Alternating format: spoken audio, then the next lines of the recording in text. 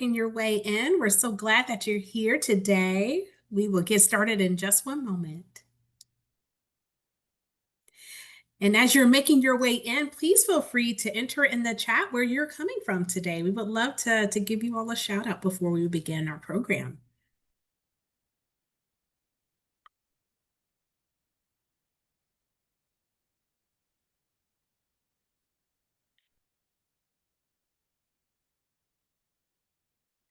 Excellent, excellent. I see you all. Denver, Colorado, Terre Haute, Indiana, New Jersey, Shaker Heights, Ohio.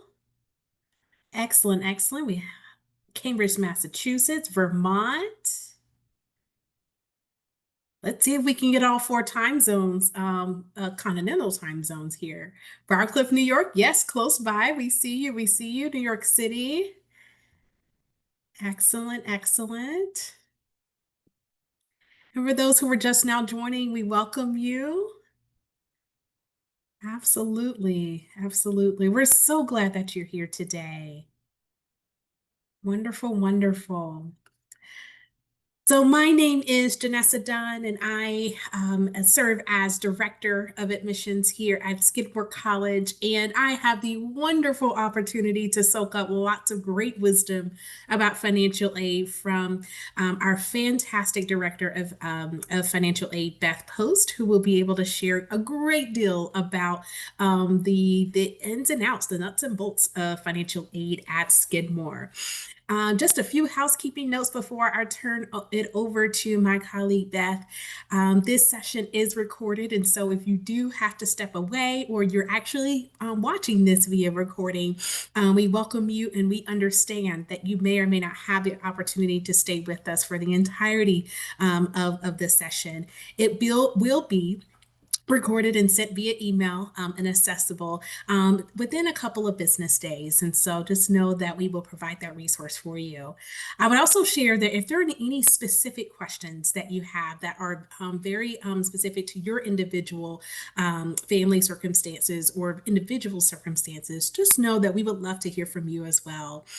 We have two email addresses that we would like to share with you: finaid, FINAID, at skidmore.edu, as well as admissions at skidmore.edu. And we are happy to follow up with you to connect you with either an admissions counselor or a financial aid counselor. But without further ado, I will be sharing the stage here with the lady of the hour in this space. And I also want to give a quick shout out to our fantastic families from Ghana, from Westchester, and from Red Bank. Thank you so much for including your information in the chat. I will share with you that we will be transitioning from the chat to the Q&A. So if you're looking at the bottom of your screen as well, please feel free to submit your questions. We'll be able to answer several of them live during our time together. And then, of course, some will be responded to via text. And so at this time, I will turn it over to Beth. Thank you so much, Janessa. And I have the great good fortune to work with Janessa, who is an actual amazing talent in the world of admissions. So thank you so much for that introduction. And I'm happy to be able to share some information tonight with all of you about the financial aid process and Skidmore particularly. So I'm just going to get up the PowerPoint presentation that I'm going to use as a guide. As Janessa said, we will have Q&A, time for Q&A at the end of the presentation. So we'll look forward to hearing whatever questions you might have. Just a little background about me. I've been Director of Financial Aid at Skidmore for over 16 years now, but I've been in the financial aid profession almost 40 years.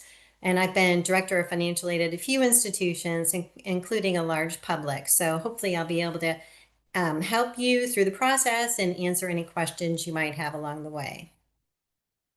So I'm going to start with kind of an overview of how financial aid administrators look at financial aid, share some basic principles and information about how this all works and comes together to make sure you at least have a higher level of understanding of the financial aid process by the time we're done here in under an hour. We're going to do this.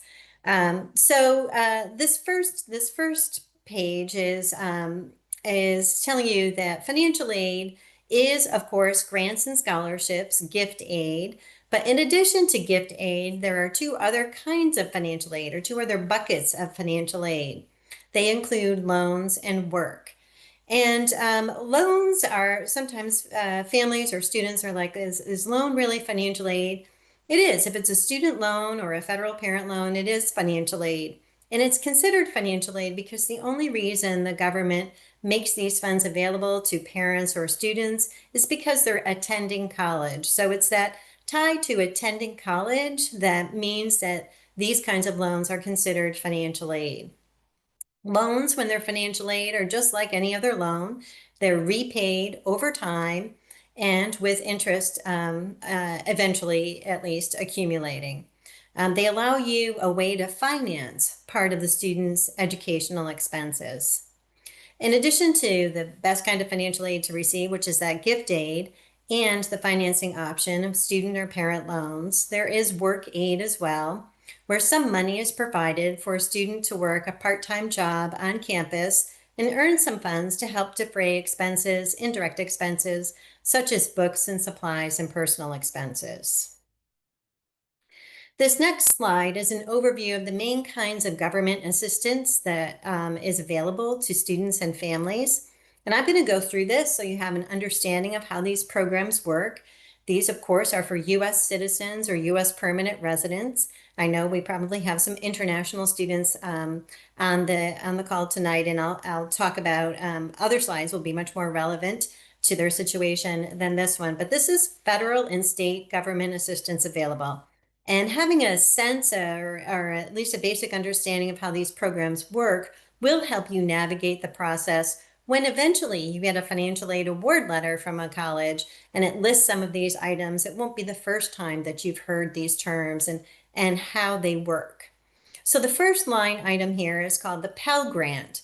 That's a source of funds is the federal government. It's in that gift category, the best kind of financial aid a student can receive. The most a student can receive in 1 year is $7,395. That is based on something called the SAI, or Student Aid Index. And that's a figure that's calculated based on data about your family situation that you're going to provide on financial aid forms. And then we'll get more into that in a little bit. In addition to the federal Pell Grant, there's also New York State. If you're a New York State resident and the student is graduating from a New York State high school and you attend a New York State college like Skidmore, then the possibility of New York State gift aid exists. And TAP stands for Tuition Assistance Program. Again, best kind of financial aid to receive is gift aid. It's a grant. The annual maximum is $5,565. And that award is based on your New York net taxable income. So if your New York State net taxable income is less than $125,000, then you would qualify and you meet the other criteria, New York State resident attending a New York State college full time, then you would qualify for some amount of TAP. The minimum TAP is $1,000 in one academic year. In order to get more than the 1,000 minimum TAP, your New York net taxable income would have to be less than $50,000. And then it incrementally increases from there as your or one's New York net taxable income decreases. In addition to TAP, there are federal student loans that are available. The federal government makes available a subsidized student loan. And this is a loan that is entirely in the student's name. The parents do not sign off on this loan. The student can be 17 or 18 years old, can have bad credit, no credit, good credit. The credit issue doesn't matter. This is a federal student loan for students who are attending college at least half-time and are U.S. citizens or U.S. permanent residents. The criteria for this award is that the student has to demonstrate financial need at the college and be enrolled at least half-time. Subsidized means that the government is paying for the interest for the student while they're enrolled at least half-time and for 6 months after they graduate or leave school. As I said earlier, it is a loan, so that means even though it's financial aid, it does need to be repaid over time. And while the interest is not accruing while the student's enrolled in college and for 6 months afterward, after that, during the 10-year standard repayment term, interest would be accruing on this student loan. The interest rate is a fixed rate loan, so it'll be fixed at the time that you borrow and will never change over the life of the loan. In addition to the subsidized loan, the unsubsidized loan also exists, and unsubsidized means, as you probably can guess, that interest is accruing on this type of student loan once the funds are dispersed to the student account at the college. The source of these funds are also the federal government. It is again a student loan, it's entirely in the student's name, and the most a student can receive as a first-year student is $2,000 in addition to the $3,500 maximum subsidized federal student loan. The eligibility criteria on this is that the student has to be enrolled at least half-time. Notice the requirement for demonstrating financial need has dropped off the eligibility criteria. So for the subsidized loan, the student has to demonstrate need. For an unsubsidized loan, the student does not have to demonstrate need. And you will understand what I mean by that by the time we get to the end of the presentation. On both types of these student loans, they have the same terms other than the interest. It's a standard repayment term of 10 years. The student doesn't have to make any payment for the whole time that they're enrolled, at least half time. Interest is accruing on the unsubsidized loan, and it's not accruing on the subsidized loan. The interest rate is fixed on both loans. The interest rate will be set at the time the student borrows. Right now, these interest rates are around 6% for the 25-26 academic year. In addition to those two student loans, there's a federal parent loan, and that's called PLUS, and that stands for Parent Loan for Undergraduate Students. Again, the source of the funds is the federal government. Now, this loan is in the parent's name, not in the student's name. The borrowing power is larger. Parents can borrow up to $20,000 in an academic year. But on this one, the eligibility criteria is associated with credit. And so a parent has to have a clear credit history. It's not looking at credit score, and it's not looking at debt to income ratio, but the government will run a credit check and see if there's any credit issues, such as a bankruptcy. If you apply for a parent loan and you are denied based on credit, then the College Financial Aid Office is able to increase the amount of unsubsidized loan the student can borrow by up to $4,000. So either way, either additional unsubsidized loan or through the Parent Plus loan, an additional $4,000 would be available to the family for financing through these federal loans. In addition to that, in addition to the loan, there's also work study. You've probably heard that term. The source is partially from the federal government and partially from the college. This is just a part-time job where a student works on campus. The amount that is awarded is determined by each college. Usually it's around the $2,500 mark for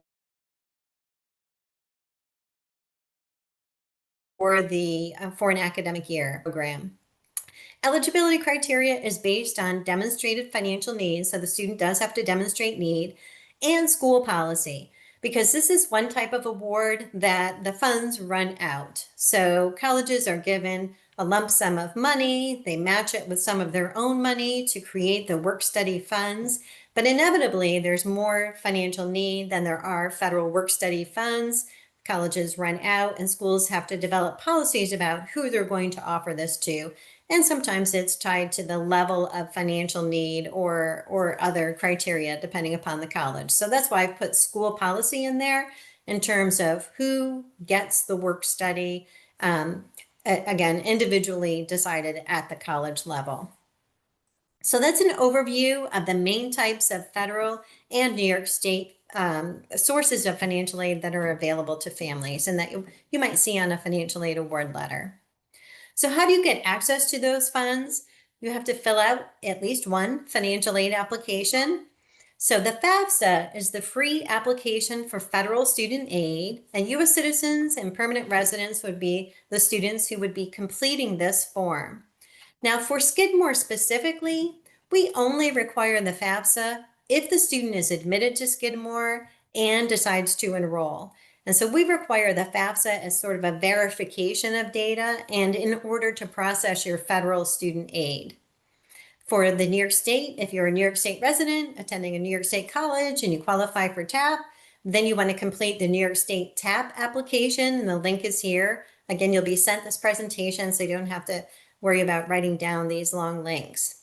But for Skidmore, the primary financial aid application is the CSS profile. And that is an additional financial aid application required by some colleges, private colleges mostly, and Skidmore absolutely. For international students, students who are not U.S. citizens or permanent residents of the United States, we have our own international student financial aid application that will become available in our admissions portal once you submit an admission application. You can decide to do the College Board CSS profile as an international student, or you can wait and complete Skidmore's online application. It's up to you. We take either one. You don't have to do both, just one or the other if you're an international student. So the link to the, sorry for my cat here, the link to the College Board profile is listed there.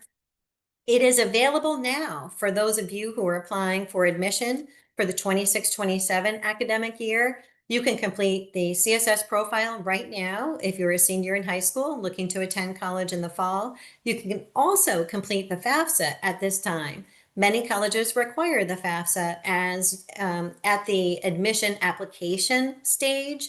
And that's fine. If you're completing the FAFSA, go ahead and list Skidmore on there as well. But if you're just looking at Skidmore right now, it's the CSS profile that's the driver of our analysis of your eligibility for financial aid.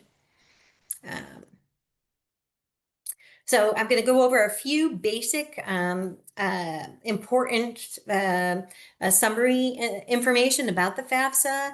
If you haven't done that yet, then these tips that I'm going to be sharing and an overview of the process hopefully will reduce any anxiety you may have about completing the application and prevent some potential errors that are commonly seen on the FAFSA. So the FAFSA is just a standard financial aid application that collects demographic and financial information about you and your family. You'll need to create an FSA, Federal Student Aid, user ID and password. And that's the first step in filing the FAFSA. The student needs an FSA ID and password account, and the parent needs a separate one of their own. They're separate. The FAFSA is the student application on which parental information is provided. So the student will begin the application process. They will initiate it by first creating their FSA user ID and password, and then clicking in to begin the actual application. And I'll go through that in a little more detail in a minute. But basically, name, address, date of birth, social security number, what year in college are you, what kind of degree are you working toward, a master's, graduate level or an undergraduate level? Are you a veteran? Are you married? Do you have children? All of those questions are because anyone can complete a FAFSA. We have students pursuing master's degrees and PhDs, et cetera. It's not just undergraduate students out of high school that are completing these FAFSAs. So don't be surprised in the student section when it asks those kinds of questions, because it's a broad, all-encompassing financial aid application and access to student aid for many kinds of students. So oftentimes parents are helping students complete these applications, and sometimes there's some confusion when it says, are you married? The parent might start thinking the questions are attributed to themselves, but it's really a student-centered financial aid application. So all those kinds of demographic questions are really being asked of the students. So you want to make sure you complete those correctly. You'll provide your financial information on these forms, and also you'll list the colleges or college that you want this information sent to. And by doing that, the FAFSA processor will then process the application and send a data file to all the colleges you list on the FAFSA. You can complete the FAFSA either in English or in Spanish, and you'll want to make sure you complete this application annually. So when the student's in high school, you'll be completing it for their first year in college. And a year from now, when they're a first year student and they're looking to go for a second year, you'll complete a new FAFSA with updated information. So your demographic information might not change, but the base year financial information will change. Instead of asking about your 2024 income, next year it'll be asking about your 2025 income. So each year, remember to complete the financial aid applications again. This is a screenshot of what the homepage looks like for the 26-27 FAFSA. You can see down at the bottom, when you have your user ID and password set up, this is where you go to start a new form. And when you start it using your user ID and password that you've created, it will pre-populate with some of the basic information, and it cuts down on the amount of errors that we see. If you, when the student initiates the FAFSA, they'll be asked, if they're a dependent student, to enter the parent's email information on the FAFSA. And when they do that and submit their information, the parent will be sent an email invitation to log in and complete their data on the student's FAFSA. If you can go to the FAFSA from that email invitation, or if you never get that email invitation, you can come right here, and on the right it says accept an invitation. So a parent or contributor can provide their information once the student has submitted their portion and listed that parent's email address. The parent can accept the invitation right here at this link. Let's say you've submitted your information and you realize after this presentation or at some point in the future that you've made a mistake. This is also where you come to log in and edit or correct any incorrect information you realize you've entered on the FAFSA. The FAFSA is very streamlined. The government has, over the years, really cut down on the number of questions that are asked, and it's a really very basic form now that I trust and believe all of you can complete without too much difficulty. Really, setting up the user ID and password has become almost the most complicated part because of all the security, and you answer many security questions and you create security questions, etc. So for a lot of families, that's the most labor-intensive part of the process. This is also where you can come if you've submitted the FAFSA and you listed a college, but after tonight you want to add Skidmore, you can change the colleges that you have listed on there. You can add more, you can delete some if you want, and you would do that by clicking the middle button there, edit existing forms once it's been submitted. Some general tips here. As I already said, the student's application on which parental information is provided, and parents are considered contributors, and the parents, one parent needs to create an FSA user ID and password. If the parents are married but filing taxes separately, then both parents must create an account and get a user ID and password, because the IRS, you're going to consent to allow the IRS to pull your data in, your income data for the appropriate year, and populate the FAFSA with that data. When the parents have filed taxes separately, then both parents separately need to authorize the IRS to take those individual income data from each tax return and populate it on the FAFSA. So in that situation, both parents would have to have an FSA user ID and password. Otherwise, it's only one parent that's needed. Homeland Security is checking for student citizenship status on the form. Only the student needs to be a U.S. citizen or U.S. permanent resident. And they're checking to make sure the Social Security number you entered matches with what the Social Security Administration has on file as the name. So don't abbreviate your name, or use a nickname. If your name is Michael, don't put Mike on the FAFSA because it won't match with the Social Security Administration. Divorced, separated, and remarried families, you have to use the parents' info on the FAFSA who provided more support in the prior 12 months. That's the rule for which parent's data goes on the FAFSA, because if the parents are divorced or separated, it's only one parent who provides that data on the FAFSA, not both parents.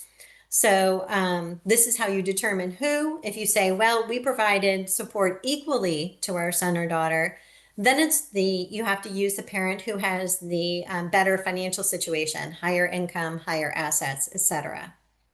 Once you determine which parent has to provide their information on the FAFSA, then if that parent is remarried, that parent's current spouse's data also has to go on the FAFSA. So their income, their assets, and their dependents would be included as well in the household size. So if kind of the reverse of something I said a few moments ago, if you're divorced or separated, but filed this base year income tax return jointly, you still have to provide consent for the IRS to pull in that data, but then you're going to overwrite that with your portion of the income manually. And if you have questions about how to do that, there are instructions online, but you can also feel free to give me an email or call. My contact information will be available at the end of the presentation. When you're filling in data about assets, and all of this is true for the CSS profile as well, when you're filling in data about assets, you want to exclude funds that are in qualified retirement plans, such as a 403b, 401k, IRA. Those kinds of retirement plans are not reported on the FAFSA. If you have a home and you have home equity, you do not report that on the FAFSA. You will be reporting that on the CSS profile, but definitely exclude that on the FAFSA. And as for how much you have in cash savings checking, if you have investments that are not in retirement plans, if you have real estate equity other than your primary residence, if you have business equity, all of that needs to be counted as an asset on your FAFSA. 529 college savings plans, they're reported on the parent side of the application, not on the student side. And that actually works out. It's more beneficial for the family and student to do it that way. So just make sure you complete that accurately. If the student has a UGMA or UTMA account, that asset is reported in the student section, not the parent section.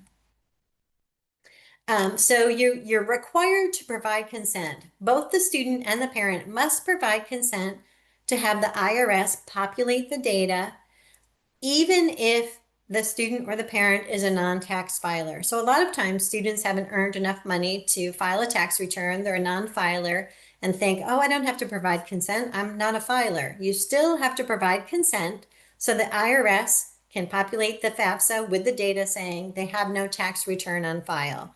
So if you don't provide consent, it's not a valid FAFSA, that we can't do. The financial aid officer can't do anything with that data. You have to provide consent.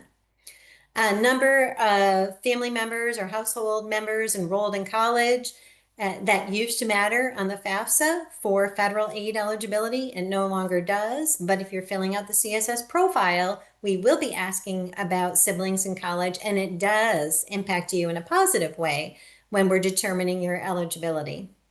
Household size on the FAFSA is pre-populated based on the type of tax return you file, single, head of household, married, and how many exemptions are on your tax return.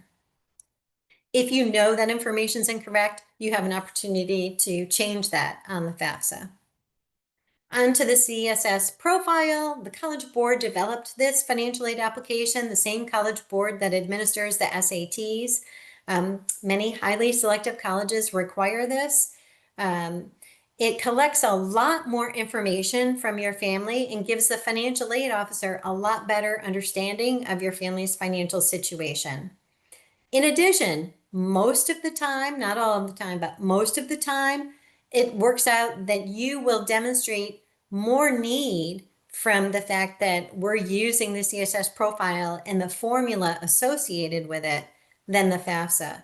So I'm trying to let you know that it's a better situation for you in terms of financial aid, most likely, if you have to fill out the CSS profile. Even though it's more work for you and your family, it's a bigger form and asks a lot more questions, but they've narrowed down that FAFSA so much that we don't feel we have a good handle on what the real situation is with your family. So we ask for these additional questions. So we are going to look at your home value and debt, but we take steps to mitigate how that affects your eligibility for financial aid. So don't be too concerned about that.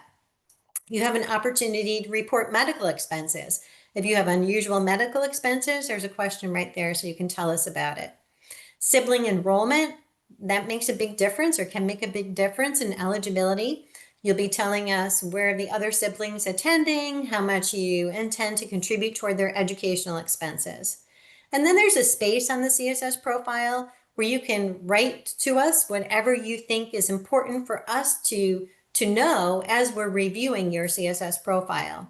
So you're going to submit the profile application when you're done with it to the College Board. They're going to process it, send us out a data file if you list Skidmore on it, and we're going to load your information into our system at Skidmore, and we're going to actually read every student who's admitted. We're reading all of the details of your financial situation and any comments that you put on the profile. So if the parents are divorced or separated or not married, we're going to have a request that the other parent, whom I'll informally refer to as the non-custodial parent, also complete a CSS profile. They'll do their own CSS profile. They'll report their information, household size, if they're remarried, their current spouse's information, income and assets and all of that, and that will be provided to us as well. It doesn't mean that you're going to have double the anticipated family contribution than you would otherwise, but it does give us a full picture of what possible support might be available to the student. And we also pay attention to what each parent says they're able to contribute. It doesn't always, really affect the financial aid eligibility, but especially when there's a divorce situation, we do pay attention to that. This is a screenshot of what the CSS profile homepage looks like. So it's available now for the 26-27 year. If you're applying to colleges other than Skidmore and you want to know if they require the CSS profile, you can just check the link, click on the link, and see the list of colleges that are requiring it of new students for the 26-27 academic year. So you'll be filling out at least one financial aid application. We'll receive your information, and the purpose of that is so we can determine your financial need at Skidmore. We're going to take our cost of attendance, and each college that you apply to is going to do this. So we're going to take our cost of attendance, and the cost of attendance is tuition, required fees, room, meal plan, and an estimated healthy budget that you might be spending for books, supplies, and personal expenses. And we're going to subtract your calculated family contribution. So the data on these forms is going to go through a calculation to determine theoretically what your family may be able to contribute toward your son or daughter's education in 1 year. There's also going to be this other calculation based on the federal requirements that's going to come up with a student aid index, an index of where you fall in financial aid applicants in what you might demonstrate need for in terms of federal support, like the federal Pell Grant. So they're similar, but they're not exactly the same. We're going to take our cost of attendance, subtract your family contribution based on the data you provide on the CSS profile, and the result is going to be your demonstrated financial need at Skidmore or at whatever college you're applying to. So as I've given you a sense or an overview about now, it's a calculated figure, that family contribution or student aid index, and the primary pieces of data that are used to determine that calculated amount are your household size, the number enrolled in college, parent income, student income, parent assets, and student assets. We calculate a parent contribution. The most important factor in that is the parent income, much less so the parent assets. So we look at the parent income and assets, put it through calculation to determine a theoretical parent contribution. We look at the student's income, if anything, student's assets, if anything, put that through calculation to determine an expected student contribution. We combine those, and that's the estimated or expected family contribution.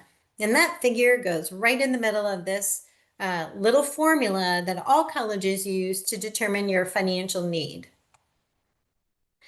To dive a little deeper into that, let's say we have a family size of 4, one student enrolled in college, and the family income is around $80,000 to $90,000. Let's say this one student in this family has applied to 3 kinds of colleges: a 4-year public, a 4-year private, and a community college. Obviously, the price tags for those different kinds of colleges vary greatly. We have a 4-year public. Let's say if a student wants to live on campus, that's going to be around $20,000 a year. If it's New York State, then that would be pretty accurate. In a 4-year private, like Skidmore, although our cost of attendance is higher, but let's just say it's roughly around there for an average private cost of attendance for a private college, $70,000. And a community college in New York State, full-time community college with a student who would not be living on campus would be around $3,500 for tuition. Let's say we take that $9,000 estimated family contribution student aid index, deducted from the college price in each case, and you can see the changes in the financial need depending upon the college price. So in the first example, the financial need of the student is $10,500. The financial need is $61,000 in a 4-year private because the cost of attendance is so much higher. And at the community college, the family contribution is higher than the estimated costs, so the student would not demonstrate any financial need. So this is an example of how need can really vary for the same student from one institution to the next because of the cost of attendance. Taking that one step further, let's say the student has been accepted to each of these 4 colleges. They've submitted a financial aid application and they get a financial aid award letter. Well, in the 4-year public, you saw that the demonstrated financial need is $10,500. They qualify for the maximum first-year level of federal student loans. They could get $3,500 in the subsidized type of student loan because they had demonstrated sufficient need. They'd get the additional $2,000 in the unsubsidized student loan. In addition, they wouldn't get the federal grant. They wouldn't get the federal Pell Grant because their student aid index is higher than the maximum allowed to qualify. So the maximum student aid index is around 7,400. So their student aid index exceeded that. So therefore, they don't qualify for the federal Pell Grant. Federal work study, they still demonstrate financial need. There's sufficient need after the subsidized student loan. So let's say this 4-year public was able to award them $2,500 or so in federal work study program. Let's say they're a New York State resident and it's a New York State 4-year public, they would get the minimum tap of $1,000 because their income is between that $50,000 and $125,000. The total financial aid for the student so far is $9,000. Might they get institutional discretionary grant or an institutional merit award? That could happen. When I was director of a 4-year public here in New York State, our computer programs were set up and we didn't have discretionary grant funds. And so this student's financial aid award would have been $9,000. Could it be different than that? Absolutely. Maybe there's a merit now. Maybe there's some institutional grant fund, but this is not an unusual situation. And this is a good time to point out that just because a college determines your need to be a certain level, there's no law or rule or requirement that the college provide that level of support. So in this case, the student financial aid award would be $9,000, even though the financial need is $10,500. We go on to the 4-year private. Let's say it's similar to Skidmore. The financial need of the student is $61,000. They qualify, there's plenty of financial need. They qualify for the subsidized federal student loan. They still don't qualify for the federal Pell Grant. At Skidmore, we would award the federal work study of around $2,500. But if this were a New York State student, they would qualify for the $1,000 New York State TAP grant. And then based on our policies, And so Skidmore has a policy where we promise to meet the demonstrated financial need of all of our admitted students who apply for financial aid on time. We would award the student $54,000 in Skidmore grant assistance, and their total financial aid would be $61,000, which equals the amount of demonstrated financial need that we've calculated. That's what it means, that vague phrase, well, we meet your demonstrated need. This is how it plays out practically speaking. It means we will commit to providing financial assistance up to the level of your need each year as long as you reapply on time. That's how Skidmore does it because that's our policy. It's not just because we're a private. So another private institution may also determine your need to be $61,000, but they don't have the resources that Skidmore has. So they may only be able to award you $44,000 in institutional grant, or $34,000, or zero, or whatever. Could be anywhere in there because, again, there's no rule or law that says if your need is this, then your financial aid has to equal that. But our policy does say that. We have very supportive financial aid policies. I also want to point out that this is not like somebody won the lottery here or a kind of unicorn situation. Our average grant, institutional grant, Skidmore grant to this year's incoming first year class was actually right around $54,000. So that's the average grant. We have students who get more grant than that because our cost of attendance is higher. We have students who qualify for less. And of course, we have students who don't qualify for any based on their financial situation. So this is not to say it's always less expensive, of course, to send your son or daughter to a expensive private residential campus. But it can work out to be that way. It can be actually less expensive to send someone here to Skidmore than to public college. When the family's income and or assets get to a certain level that they don't demonstrate financial need. So let's say we have a family, the student has applied, their income level is around 400,000. They're not going to qualify for, if there's only one student enrolled in college, they're not going to qualify for our need-based grant. And to send their son or daughter to Skidmore, they'd have to fully commit to paying our cost of attendance, in which case it would be more expensive. So it can be more expensive, can be less expensive, depending upon the family's financial situation. We would say right now, if the parent income is around the $300,000 mark or less, you're probably going to qualify for grant assistance, depending upon your assets, but you probably will qualify for grant assistance at Skidmore. And if you've got 2 or more children in college at the same time, those limits go up even higher. Let's move over to the community college example. Demonstrated financial need is 0 because the calculated family contribution was higher than the cost of attendance. Even so, the student still qualifies for the unsubsidized federal student loan.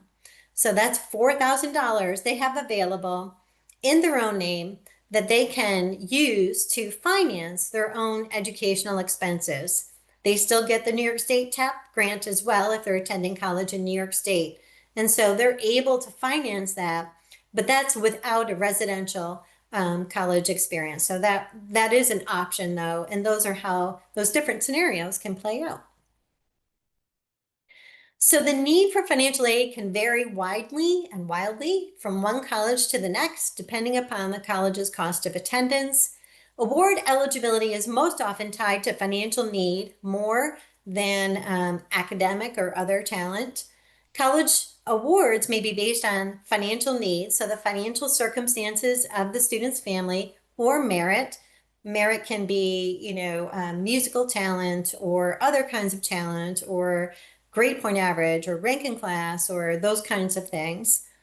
Some colleges, as I said, they cannot afford, they don't have the resources to be able to meet all of their students' financial need. And so they may try to tempt a student with a merit award of a $10,000 presidential scholarship, hoping that's enough to entice them to enroll.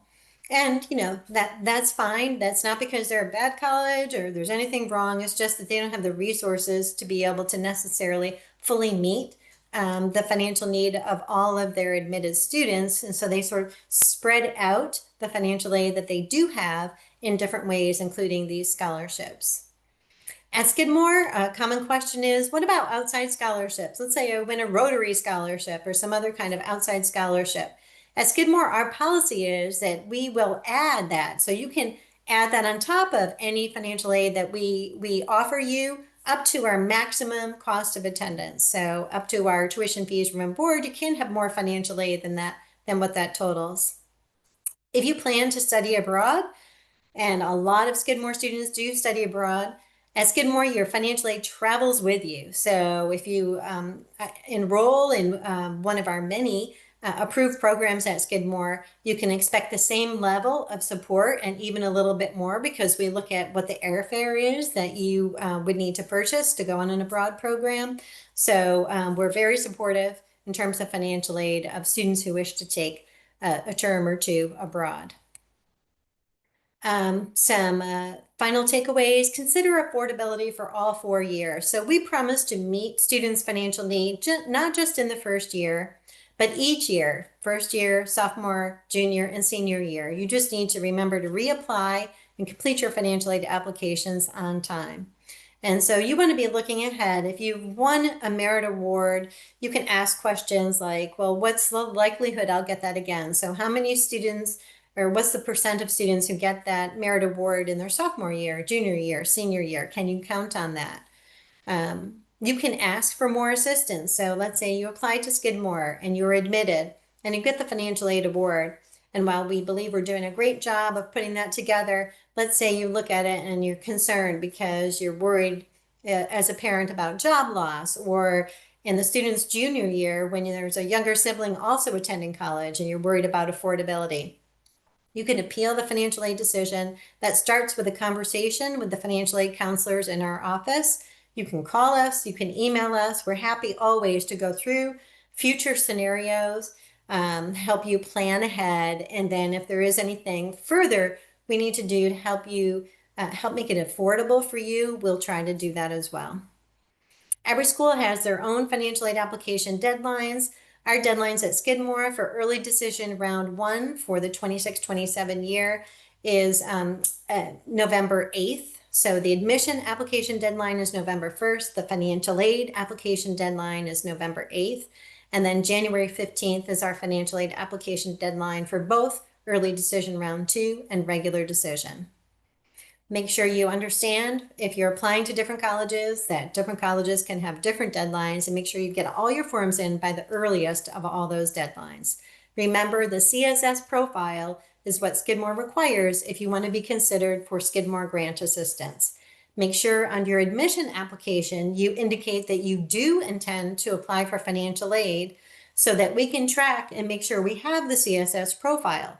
Because if you don't tell us you're interested in financial aid and you don't submit a CSS profile, we are not going to set aside any funds for you, because we think that you aren't asking for them, you don't need them.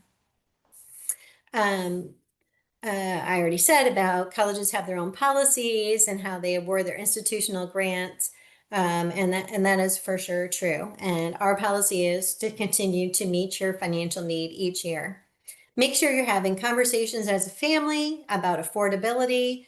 We like to say it's a student's college experience, but it's the whole family's financial obligation, financial decision. So you want to make sure that there's open lines of communication between the parent and the student, so nobody is surprised ultimately at the end of the process. I think we've got some time for questions and answers. You've also got my name there now, the email that Janessa articulated earlier, and our phone number for the financial aid office. We are really happy to help you through the process and answer any questions you may have as you navigate this. I hope all of that information was more helpful than overwhelming to you. Wonderful, wonderful, Beth. Thank you so much for giving us such a wonderful, comprehensive overview of a rather complex process and breaking it down for us. And so, this is always a joy for me as a professional to absorb even some of the changes year by year, but also what to ensure that all of our families here are as informed and as empowered throughout this process as absolutely possible. I will share with you all before we transition over to the questions. There are a few links in the chat as Beth was sharing, particularly information regarding the CSS profile, the FAFSA for U.S. citizens and eligible non-citizens, as well as a link to the Skidmore Financial Aid website that includes the deadlines that Beth has shared with us as well. Again, we look forward to hearing from you as well, especially if you have any very specific questions. But we do have a few that have been coming in throughout your time this evening, Beth. And so there is a question for clarity as it relates to a student for the unsubsidized federal loan. Can you clarify if the maximum is $5,500 in year one, or is it $3,500 in year one? And does that differ between public and private schools? Um, that is a great question. So the maximum federal student loan for a first year student is 5,500, but the maximum amount of that could be subsidized is 3,500. So 3,500 is the maximum subsidized portion. Another 2,000 in the unsubsidized student loan means 5,500 for a first year student. And that does not change. That doesn't vary from private to public. In the example where I had the private college financial aid awards listed, I was just trying to demonstrate how much financial aid would be allocated toward demonstrated financial need. But even in that case, where I've got $3,500 listed in the private column, the student could borrow an additional $2,000 to help with the family contribution.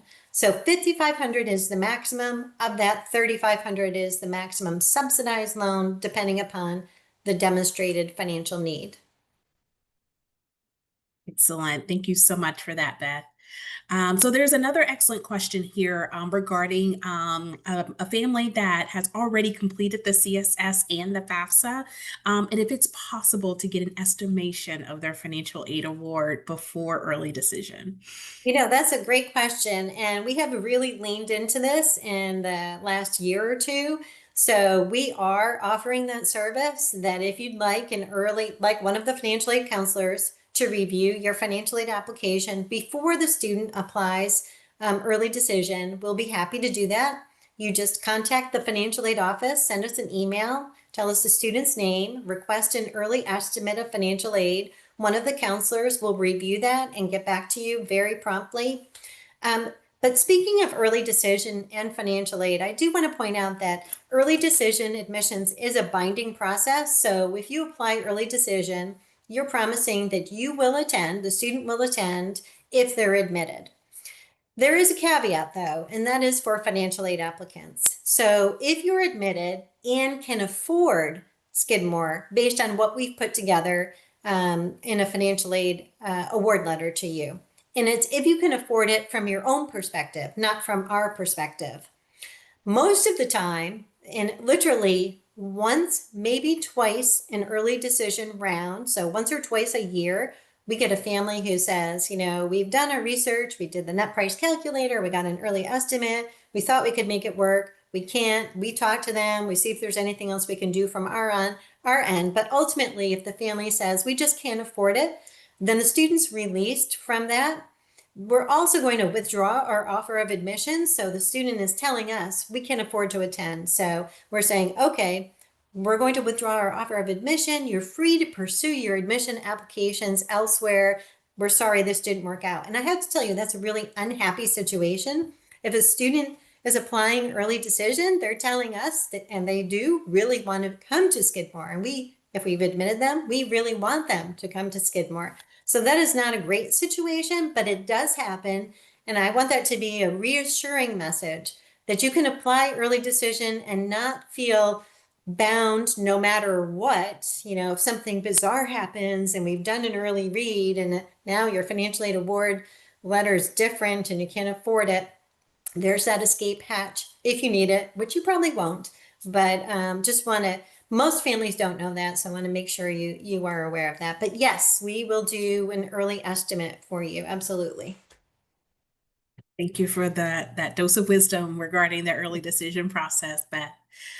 So there are a couple questions here that relate to the CSS profile specifically. A couple of different scenarios. One of which is if a family has an error on the CSS profile, how do they correct it? And the other question, also related to it, is IDOC and the tax documents that are associated with it. Can you share with us a little bit about that? Right. I'll start with the corrections. So you realize you made an error on the CSS profile, overstated, understated something. The CSS profile, it's not as easy to make a correction as it is on the FAFSA. So on the CSS profile, unless you've made a massive error, and what I mean by that is, let's say you've inadvertently indicated the student was independent, and so no parental questions are asked, that kind of error, you are able to go back and say, oh, we made that kind of error. And then CSS will reopen it up and you'll be able to enter the parental information. But for most other errors, you should just contact the financial aid office. We've already received your application. You just email us and say, hey, this is the student's name, the student's date of birth. We want to let you know we completed the CSS profile. We made a mistake. The corrected items should be, instead of $5,000 in the student's cash and savings, it should have said 500. I had the decimal in the wrong place or whatever it is. And we will correct that information for you in our own system. In terms of IDOC, so that's a service that College Board CSS provides to some colleges where they collect additional paperwork and then, digitize it and make it available to the college financial aid office. Skidmore does not participate in that service. So anything you send to IDOC is not available to the Skidmore financial aid office. Also, we don't require tax returns. If you do the FAFSA and the IRS data is loaded, we use your income from the FAFSA as our verification method. So it's rare that we would need a tax return anyway. If the student applies to Skidmore, is admitted, and enrolls, eventually we'll want copies of your W-2s, but just your W-2s, because on there it tells us how much you contributed pre-tax to retirement savings, if anything, and that's a figure we do use, but not your tax return. So just know we don't participate in IDOC, so we can't see anything that you might have sent there, nor do we need your tax return. Thank you for that information, Beth. And that is a kind of a relief to think about all the documentation that is required for this review.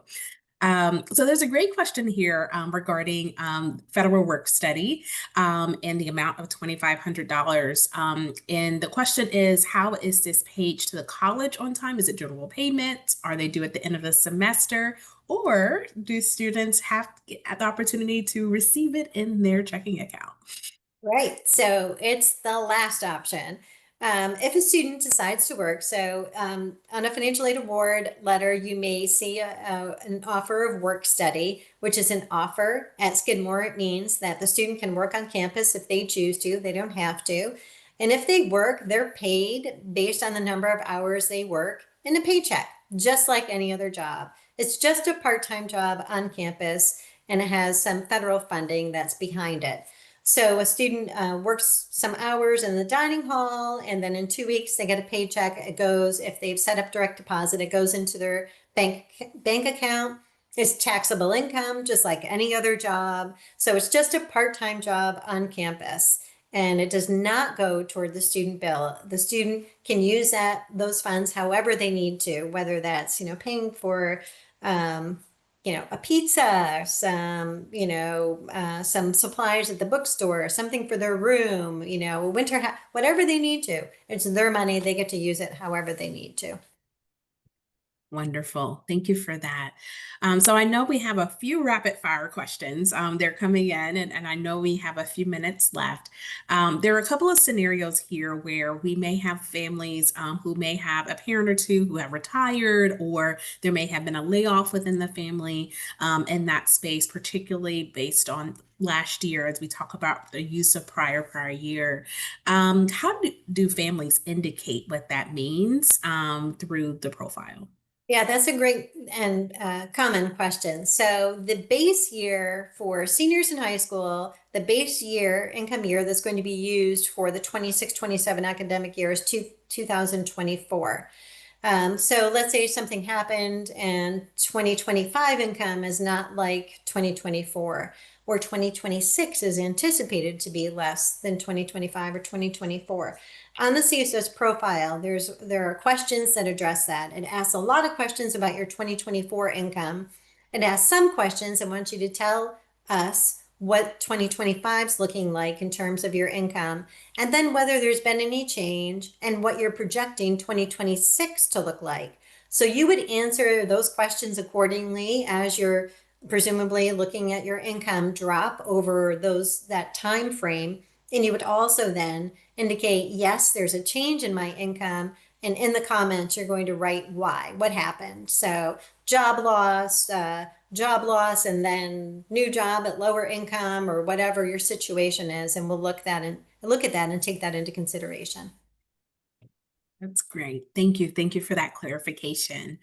Now, this is a question, and I definitely know the answer to, and I'm glad that our family has asked this as well. Do students get to know what their estimated cost or a contribution would be at the time of their admissions decision before they, decide to perhaps enroll? That's a good question. And absolutely. At Skidmore, the financial aid decision is paired right up with your admission decision. So if you're offered admission, you're going to see your admission letter and your financial aid award letter, assuming you apply for financial aid, right there in the admission portal together.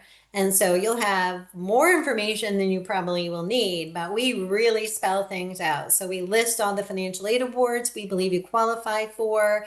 There'll be additional pages that show you what the estimated bill will be for the year, what your estimated net cost is, which is a little different. It's just tuition, charges, less your grants only. We'll go further and tell you what your calculated family contribution is, what your student aid index. We're going to give you all of that information at Skidmore in multiple pages that'll be available to you with your admission decision. And if you have any questions about any of that, including what things might look like for sophomore, junior, or senior year, you should absolutely give us a call or email us, and we will help. We'll walk you through it. We'll look at your profile application again and see if there's anything that we think might be different in the future year, and then we'll provide estimates for that if we need to, if that's something that would put your mind at ease.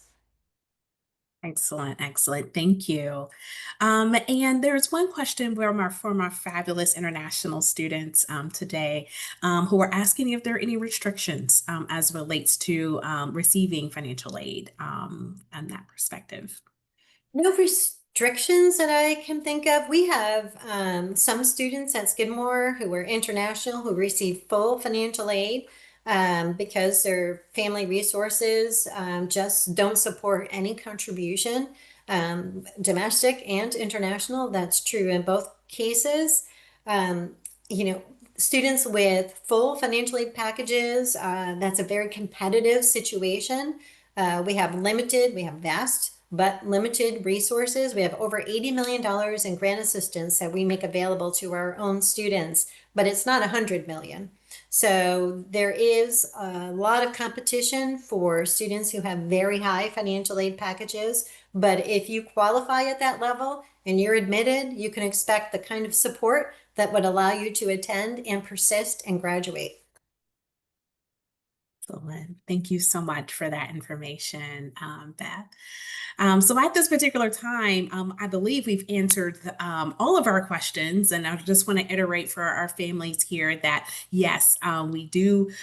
For those intending to apply and receive financial aid, we do ask our students to reapply every year in that regard. And so Beth's team has the wonderful privilege of supporting students throughout all 4 years at Skidmore, and so knowing that you have that information and that connection is always helpful. But at this particular time, we want to say thank you, Beth. It is always a joy to be able to connect with you in this capacity. I get to sit in the learning seat, which is great as well. But also for our families, thank you for all of your questions too. And we look forward to hearing from you if you have additional questions after this evening, morning, or afternoon, wherever you all are in the world. We hope you take care and have a great one. Thank Bye-bye. you.